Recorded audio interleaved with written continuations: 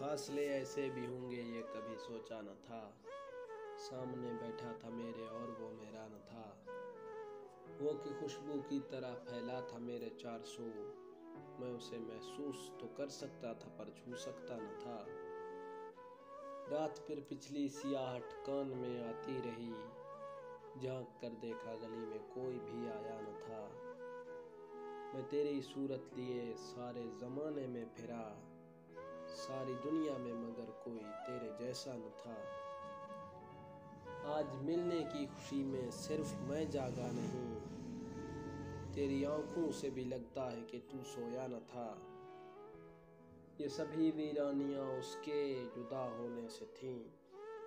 आंख धुंधलाई हुई थी, शहर धुंधलाया न था।